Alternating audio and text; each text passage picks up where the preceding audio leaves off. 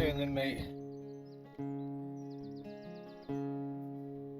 Be prepared for people not to like you and what you're doing. And I'm going to give you a cheque for £1,000 one day, and you never believe anything like that. And then he did actually come up and give me a cheque for £1,000. When I was just a boy. Hi guys, welcome to the first episode of Parsnip Studios Off-Grid Sessions. We're going to be heading up into the Peak District to have a chat with Wes Dolan, a very popular busker from Mansfield. Stay tuned. My name's Wes Dolan. I'm a singer, songwriter, guitarist, entertainer, busker. I was born in Mansfield, started out as a musician at about the age of 17, 18. So I started busking for the first time. I went busking with my dad and my uncle took me to, I think it was in Arnold. That was the first busker I ever did, just for a couple of hours, just to see how to understand what it was like. And it was quite a good adventure. It's always good fun when you're with other people doing it. So that was 1999. My dad and my uncle did it in the 70s and 80s. I remember even later, late 80s and stuff. I remember as a kid, my dad would go busking and I'd be waiting for him to come back to bring presents and stuff like that. In 2002, when I graduated, I kind of was living in a bit of a bubble, and I thought that, oh, because I've got a degree and stuff, that I'll be able to get this top-notch job just as soon as I come out of university, and it didn't work like that. I was really struggling to get the job that I wanted.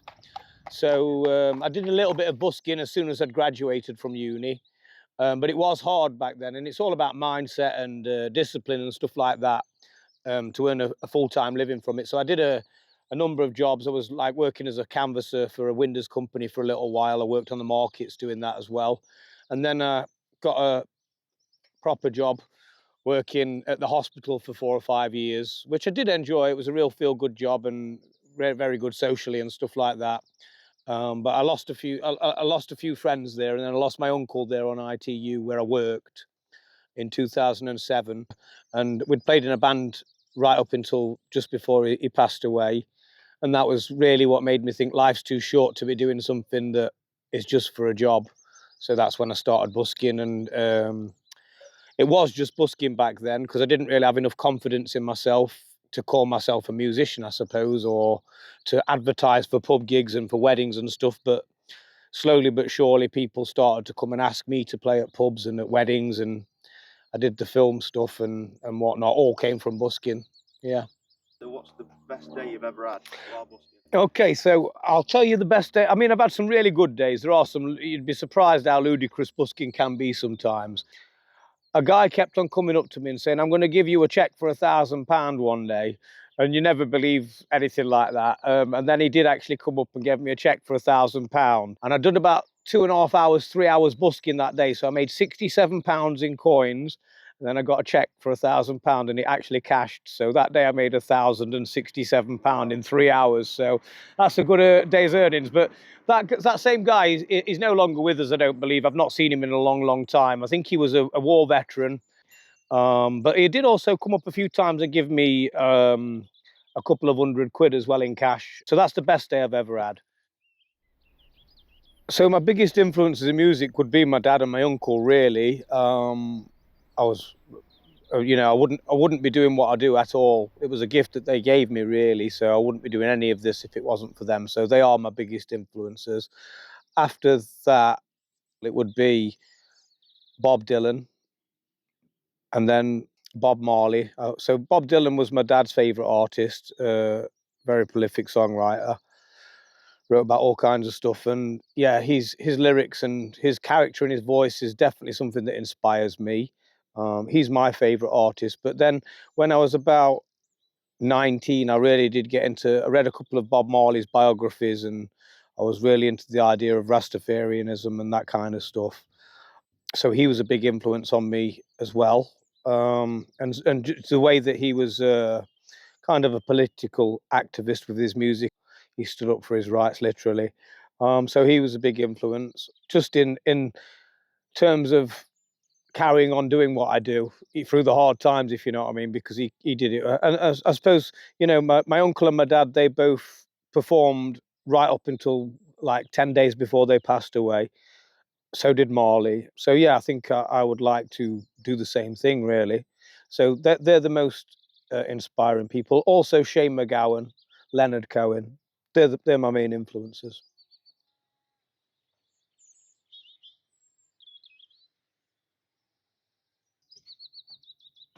What's the real busking life like? Oh, you can ask me on a different day and you'll get a different answer, I suppose. You know, some days it's amazing. In fact, the majority of it is amazing, but it's never always been that way. I remember when I first started, I mean, to begin with, I was like well received by a lot of people, but slowly but surely a lot of nasty cretins come out of the woodwork. Even back right when I first started, when I wasn't that good, but I had a lot more confidence back then. It's funny how things work when you're younger, but people be calling me a smackhead and a degenerate and all that kind of stuff. And I just used to sing louder at them, really, because I just didn't give two shits what any of them thought, really. It was a great little earner for a few quid here and there, just to give me a bit of pocket money when I first started, when I was like, say, 19, 20. And you did get a little bit of hassle, but it was nothing compared to what it is now. It's become ridiculously, like with the TikTok and stuff that I'm doing now. I mean, so Friday and Saturday, I've done 12 hours busking and I streamed it all live. And I had over 100 people watching me all day, both days, which is a really good feeling. You know, you must be doing something right when there's that many people watching you. There's people from America watching me, people from Canada, people from all over Europe. You know, I've been doing this for 25 years. And there's been many a pub gig where I've turned up and there's been an empty pub, like we've all been there, and it's a bit depleting sometimes, you know. But these days, if I post that I'm playing at a pub, I'll usually get 5 or 10 people who know me turn up. Not necessarily proper friends, but people who have watched me and followed me. But yeah, I suppose busking, it's still hit and miss, you know. 95% of people love me, and I get so many good donations and so many good comments about what I do. And you'd think that that'd be what would stay in your heart and your mind, but there is a good 5% of people who go out the way. They can't understand, why do they think he's good when I think he's so fucking crap, that kind of stuff, you know. And you do get a lot of people who are really horrible, and go out the way to ruin my life, my livelihood and stuff. Literally go out the way to try and cause me problems, definitely. What's one busking moment that's changed your entire life? Well, that's a good question. I think it was 2010. I was busking, and a guy called Nick Spencer came up and asked me to do the soundtrack for one of his films. I ended up acting in that film, acting in another film, and that's how I got my first album released as well. It wasn't anything massive. It turned out to be some great experiences, though, and obviously getting my first album out there, which wasn't that great, if I'm honest with you, but it's still the experience of having a go at something and seeing what it's all about, really. Yeah. I mean, I started out TikTok. I was just like, what's TikTok? I don't, you know, I was no idea. I've been on Facebook for a long time, which is pretty simple. You know, I might type and moan about some stuff on there and put a few photos on or whatever. But TikTok, I was like, oh, I really don't know about this. But so my agent on there, who kind of showed me how to go on there, is Jim Skin. He's quite a popular guy. He's really successful from TikTok. And obviously, I didn't have any expectations because he's got millions of followers. I didn't expect to do that. But within 18 months, I've got up to 12,500 followers on TikTok. And it's also got me more followers on other social media. I don't really make a lot of money out of it. Whatever money I get from TikTok at the moment, I just put into videos, advertising those videos to get more followers, I guess. So it's not like I've gone viral as such, but it's definitely, I'm getting quite popular. I'm very well known around Mansfield for it. You might have seen a few of the videos where the young lasses come behind and start dancing to try and get on the videos, because I put a video of somebody dancing once. So now every week there's different people coming up behind me dancing to try and get on the videos. So I suppose it's raising the popularity of my TikTok every week, yeah. And that is from busking mainly. I do put some of my pub gigs on there and stuff like that as well. I do all live streaming on there. That tends to be the main thing that gets me followers on there, yeah. If someone is scared to start busking, What advice would you give them? Well, it depends, doesn't it? What they're doing and stuff. Obviously, it is a vicious world out there. It is a nasty world out there. Don't get wrong, there's 95% of people are lovely. If you're going to busk, I say you need to be ready. And that doesn't necessarily mean you need to be the best musician in the world, or the best singer in the world, but you need to be prepared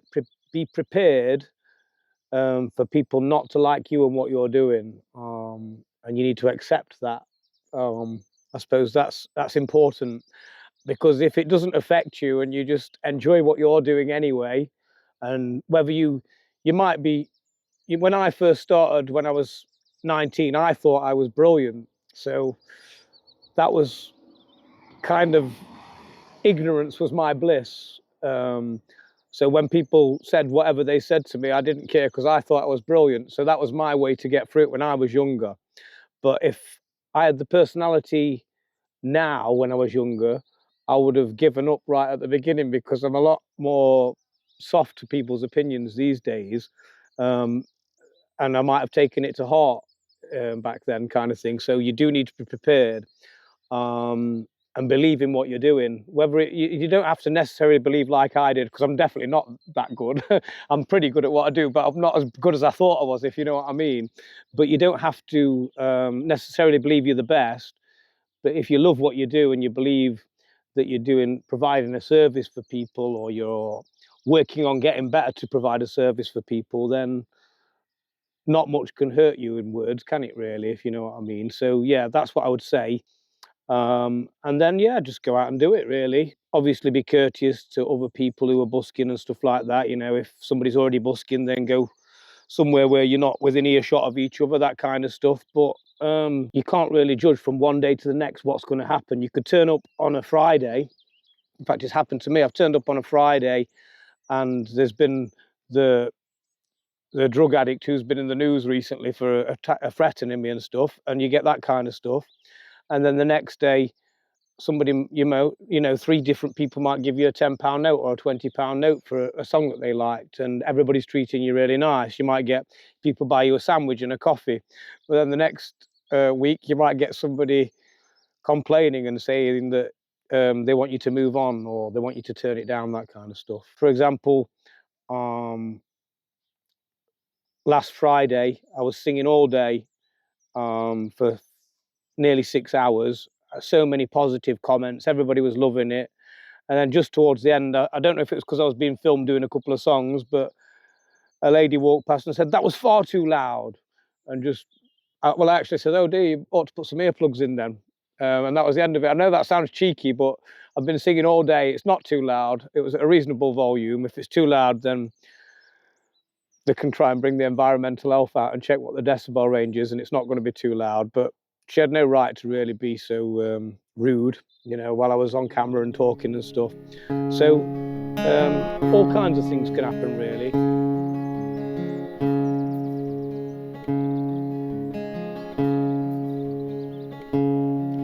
When I was just a boy, even though we were poor, never knew nothing but joy. Oh, can you take me back? Can you take me back to before? 'Cause I've seen things in these times I never wanted to see, and I've been places in this life I never dreamed I would be. As I grew to be a man, my place, it always seemed so sure. Every which way you can. Oh, can you take me back? Can you take me back to before? 'Cause I've seen things in these times I never wanted to see, and I've been places in this life I never dreamed I could be. Now with all this time borrowed, ages knocking at the door, through all the joys and the sorrows, oh, can you take me back? Can you take me back to before? 'Cause I've seen things in these times I never wanted to see. And I've been places in this life I never dreamed I would be. When I was just a boy, even though we were poor, never knew nothing but joy. Oh, can you take me back? Can you take me back to before? 'Cause I've seen things in these times I never wanted to see. And I've been places in this life I never dreamed I would be. 'Cause I've seen things in these times I never wanted to see. And I've been places in this life, I've been places in this life I never dreamed I would be. All right then, guys, thanks a lot for watching the first episode of Parsnip Studios Off-Grid Session. And a big shout out to Wes Dolan for sharing his story with us. If you enjoyed watching this video, don't forget to like and subscribe to our channel.